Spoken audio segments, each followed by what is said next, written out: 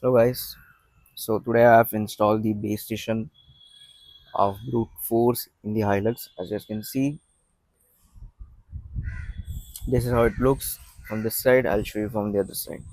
CB radio, short for Citizen Band Radio, is a two-way radio system that allows people to communicate over short distance. This is how I have placed it. I have used a bracket placed it on the gap of the side rails, as you can see.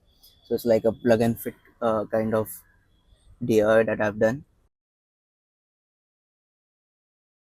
This is the wiring of the base station that I've done.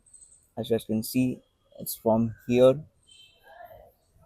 till here, and it doesn't look that bad, I say, because everything that I've done, it's been done without having holes or something like that.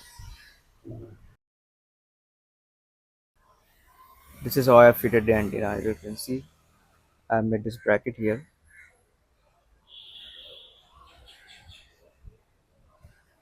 and I've routed a cable from here till there, and then from inside I have routed that I have shown you. This is how I fitted the bracket part of it. First, it is a license-free radio, so no special license is needed to use it, unlike ham radio. Typically, the range would be around 7 to 15 kilometer, depending on the terrain and also the antenna.